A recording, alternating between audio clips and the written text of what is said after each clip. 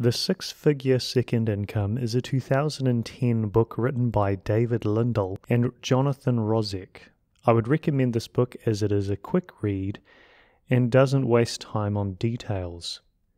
The author encourages the reader to go into the informational product market as a low-investment startup. Essentially, it says to write books and reports on niche hobbies and interests.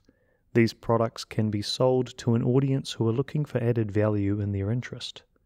The book gives other recommendations regarding branching out into other informational products as well. Many of its tips have been immediately useful to me and good to reflect on. Chapter 1. You can get rich, but yes, there is a catch. This chapter covers over many of the excuses that people think are barriers to success. It briefly dispels those myths and encourages you to give your idea a go. The truth is that there should be enough of an audience in your market niche to get you started in what you want to pursue, and that the world is big enough that you should be able to reach enough people that will invest in you. You need to give those people added value from the knowledge base that you either have already or will gather for them. The book also encourages the growth mindset that many other self-help books refer to. Chapter 2. How to build a quick and profitable product. This chapter starts with tempering your expectations at the start of your venture. We want to work in small steps towards our ultimate goal, otherwise we will just end up with disappointment. The author recommends selling information products rather than physical products. Information products are easier to make and distribute due to the internet. Physical products require a larger initial investment, and you will have to consider logistics and so on. There is less prestige with information products, but we're talking about making money here, not about getting fame. So you will be writing reports, guides, or informational videos. The informational products you want to focus on are things you have solved for yourself, things you can demonstrate, and things you can read up about, gather intel, then process that intel into something that is more easily digestible by an audience. There is no need to plagiarize or pretend to be something that you aren't. Be upfront with your expertise, or lack thereof, and the people who are still interested in what you have to say will stick around. Sometimes people want to hear information from another average person rather than an expert who uses jargon. You could interview people, read books, or find information online. Most of the time, the cost of the information is the time it takes to gather it. All you need to do is process it once and then continue to sell it into the future. Ensure you've made the information unique, put your own spin on it, and give it a flourish.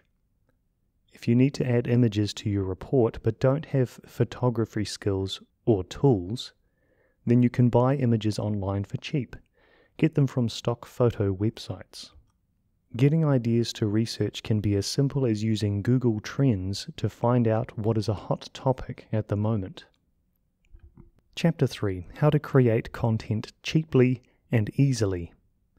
3 steps. Capture the info, edit, and deliver. There are different ways of getting information more than just writing things down. You want to capture as much information as possible and then cut it down in the editing phase. Method 1. Writing. Getting the information could mean writing. If you are writing, then write freely before you edit afterwards. Otherwise, you'll end up stuck in your writing. Just write it down. Don't worry about the length. It's about quality. When you're writing, you don't have to have everything at once. If you need detail, you can look it up later. Outline your work before diving in, so you have a general bird's eye view of where you are heading. You can change the outline later. I would recommend you read a couple of books on writing at some point to develop your writing skills. Method 2 and 3. Recording conversations. These conversations can be just yourself talking into a recorder, which could be your phone, or you could be talking to an expert. Now that you have a recorded conversation, you can get a computer or a person to transcribe for you. Then you just need to edit it into something that is easier to read. Don't be concerned about people stealing your ideas. A quote from the book: "You're much more likely to profit from collaborating with other people than you are to run up against them as determined competitors." Method 4, 5, and 6. Presentations. Don't steal presentations from other people, but in your case, if you have made a presentation that can be shared, then by all means you can turn it into an info product. Get screenshots and videos. A picture paints 1,000 words, and videos even more. There are dedicated video capture tools like Camtasia which you can use. You can capture your voice as well. Use an external microphone, not the one in your computer. If you make a mistake, you can edit it later on. This is called editing in post. Edit to the point that it will work. Don't feel that you must have the perfect video. Editing. Keep it simple, stupid. Make the content easy to understand for your intended audience. If it gets too complicated, you'll lose them. Or if it's too easy, you'll lose them. Have an understandable flow of information rather than jumping all over the place. This editing phase will let you shuffle things around so that the information is more coherent. Keep the raw content as an unedited file. Save backups in more than just one place, at least one on your computer and one in the cloud. It is recommended to have someone look over your finished content before posting it so that you can have a pair of fresh eyes checking your work. Be careful who you use as a proofreader, because a rookie will read your work differently than someone who is an expert.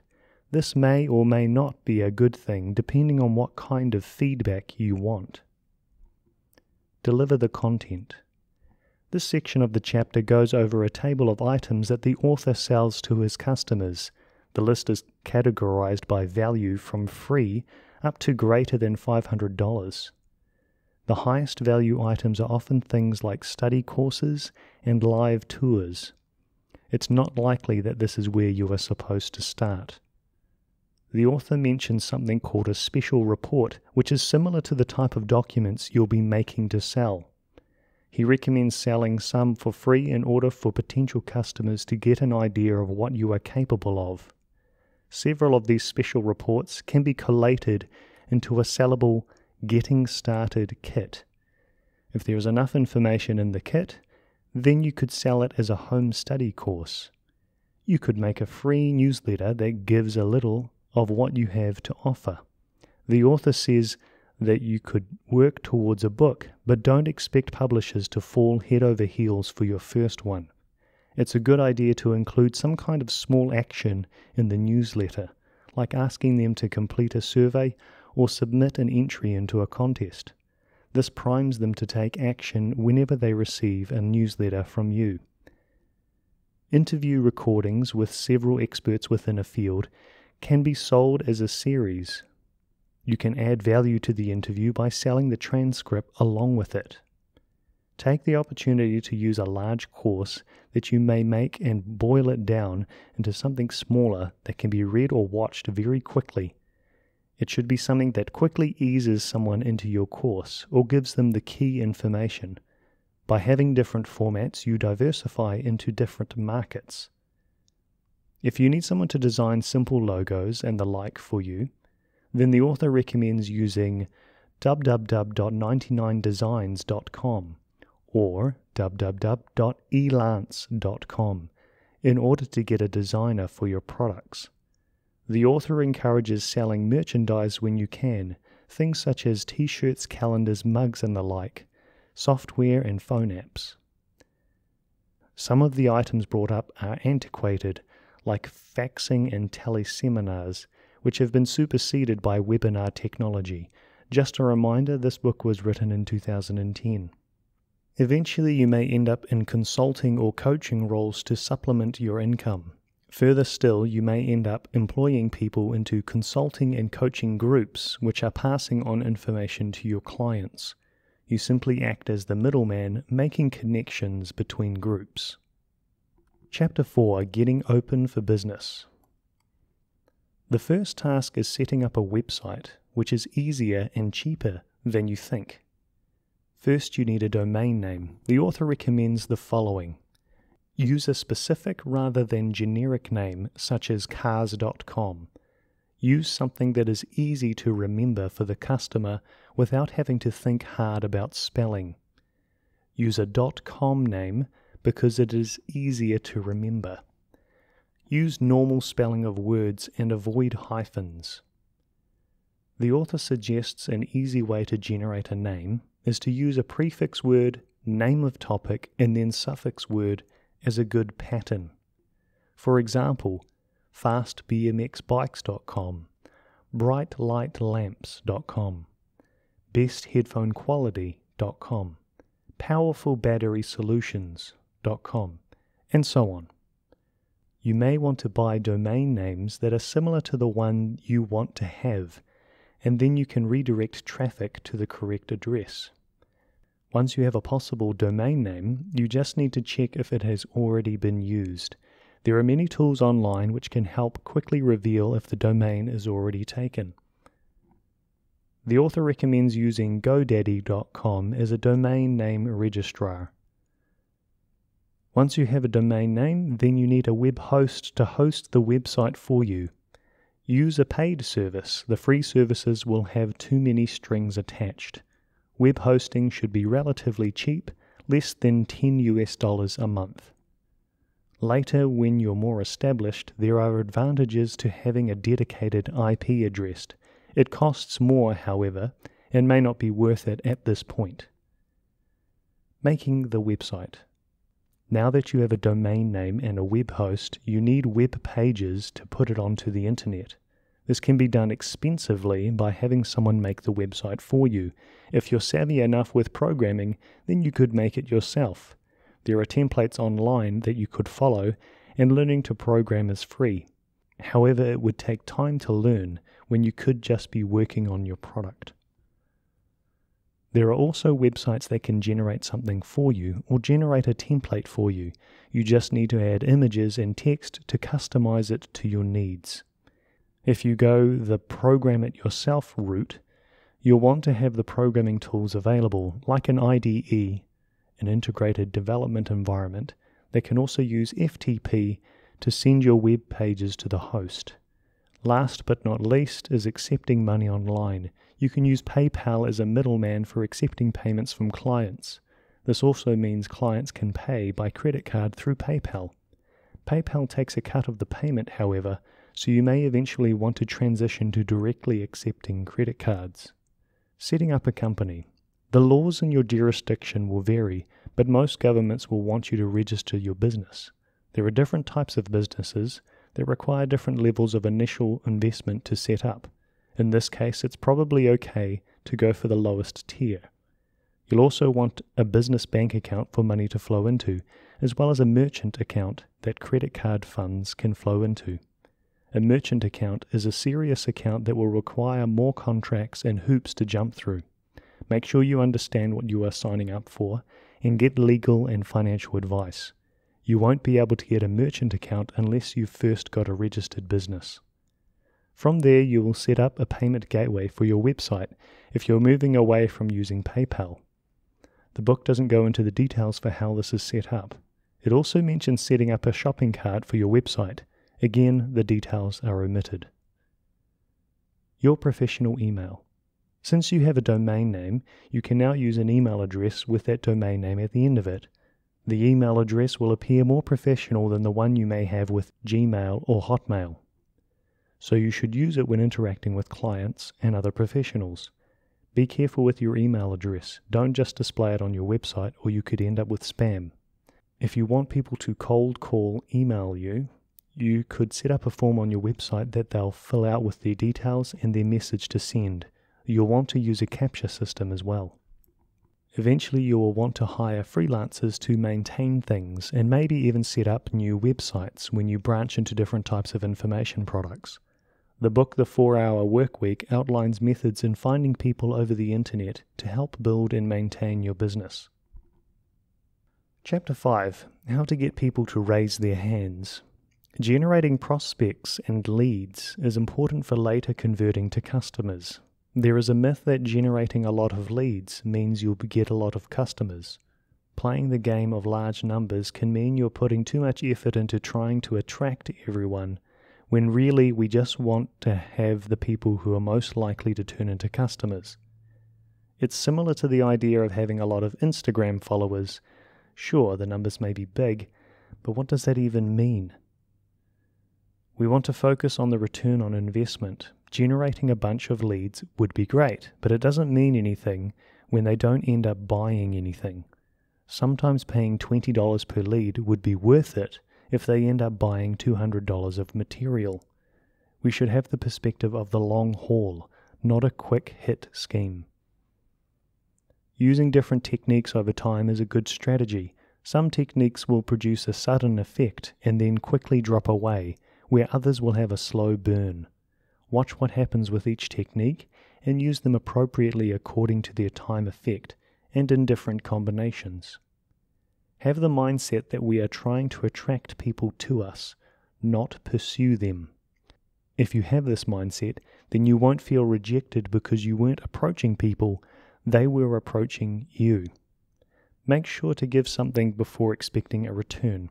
If you are giving away valuable information, your leads will notice that you are the real deal and will want to investigate further into your information products.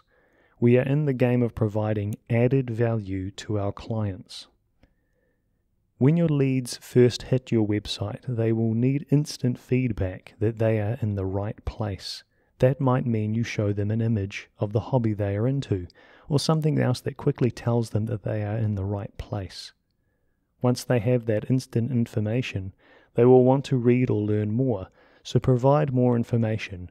Maybe have a personal anecdote, a short video they can watch, or a short blurb. We may start to think, this is where I sell them something, but even now, that isn't correct. You want to have their contact information, and in exchange you will offer more information, like a newsletter.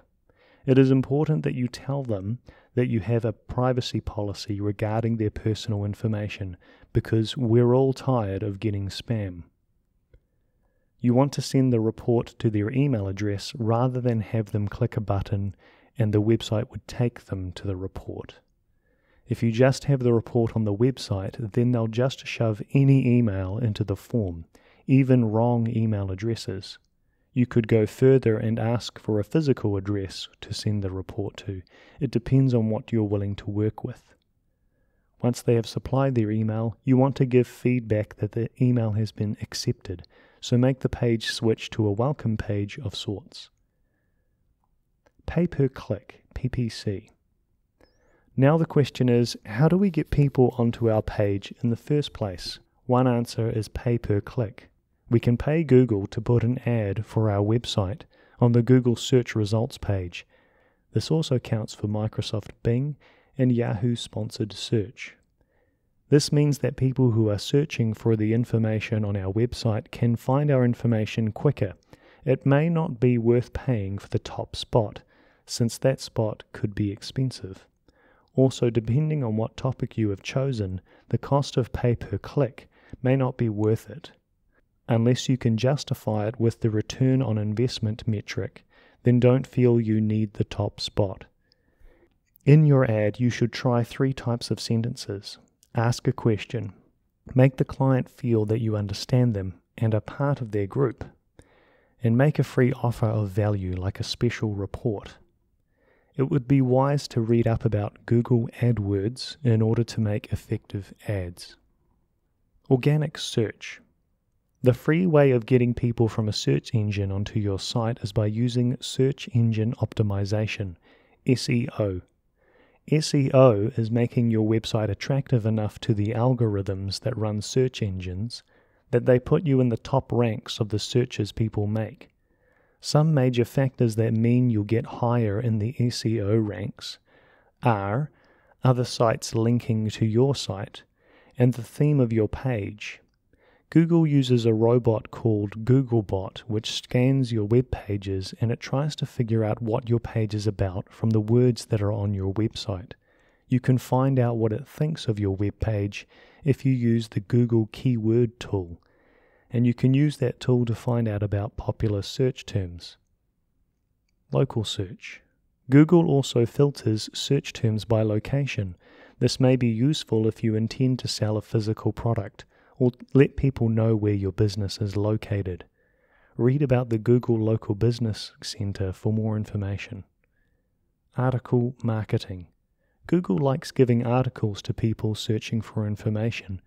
If your article is of good quality and gives useful information to people, then Google would likely promote it in its search results. At the bottom of the article, you could direct readers to another web page for more information. The website you make could have several articles in it that help people out. It would probably get highly promoted from Google. Social media. Feel free to use social media adverts to promote your website. Stay aware of how much you are getting in return on investment. It would be great to get millions of people going to your website, but if you're paying out the nose only for 1 or 2 true customers, then you're wasting your money. You can also use blogs and YouTube as places to attract people to your page. You could also sell your information product on eBay. If you pay for the feature promotion or the classifieds, then you'll get even a bigger boost in the Google search results page. Traditional offline ways of getting found. Last of all, you can use these sources of advertisement: local newspapers, hobby magazines, freestanding inserts, and the like are cheap ways of getting eyes on your web page. Chapter 6. How to turn prospects into buyers. Several steps. Step 1. Make an admission. Make it about the customer and how you are adding value to them. Avoid talking about yourself and bragging about how your product or service makes you more well off. Do a slow burn to set up the selling point and speak to the individual, not the audience. You want to give value immediately. Don't hold back on the good stuff. Your customers want to start learning straight away. They don't want to have to wait to get what they are looking for. If you treat their time as valuable, then they'll appreciate it. Essentially, be the opposite of all the recipe websites out there that put the recipe at the bottom of the page after a personal story. Use the terminology of the interest you are writing about. When you're collecting information, you'll come across jargon that you may be unfamiliar with, but it'll be common in the community. You have to be proficient with using that terminology, or you may appear as an incompetent source of information. Focus on giving the client results. Give good overviews and the overall reasons for reading into the book at the start, but don't go into the details until that is needed later. A good question to ask yourself is the question, so what? Asking this question will help you narrow down to what people want to use your info product for. When you've found those reasons, you can address them up front. Provide proof that your product helped people and is a trusted source. You can do this by giving specific information such as figures. Use anecdotal evidence from trusted sources, and let people give testimonials. There's a reason why YouTube comments exist. Once your product is actually selling, then you can quote number of sales, or if it gets picked up by a publisher, you can quote that. If you become a bestseller, then you can put that statement in each of your other books. Only now, once you have warmed up the lead, do you start introducing the idea of price of your product. A guarantee. It's useful to offer a guarantee of satisfaction because it will make the risk of purchase appear less intimidating to the customer. Sometimes extending the time the guarantee lasts can help as well, since it would mean that the customer would be less likely to get around to activating that guarantee. Chapter 7. Relationships equal revenues. We want to remind our clients that we exist so that they can be repeat customers as well as tell other people about us. Avoid pestering people with emails and try to target different types of clients. On top of this, if you can get responses from your customers after they have purchased something, it can be even more helpful. Getting feedback from a customer a week after they have purchased something can be a helpful reminder to them to use the product, and the feedback you receive can mean the product can be improved. Chapter 8. The Secrets to an Upward Profit Spiral. What gets measured gets managed. Your website may be doing a great job, an average job, or a poor one. We want the website to be in the most effective state as possible. That means turning leads into customers, so we need to be able to measure the conversion rate. A way to do this is to use some tools from Google. Google Analytics is a tool that can monitor how people move around your website. It allows you to measure and compare different versions of your website, and then you can choose the versions that best convert leads into customers. Further, there is a tool called Google Website Optimizer that allows you to do A/B testing. A/B testing is where two slightly different versions of your website is shown to people who have visited your website. Half of the people are shown one version, and the other half see the other version. Once enough information is gathered in this battle between versions, you can choose which one worked best. Then you can go further and make two more slightly different versions. Your website will then get more and more efficient over time. I've enjoyed making this video for myself and for you. If you found this information helpful and want to support my work, you can buy me a coffee, link in the description. Thank you for listening.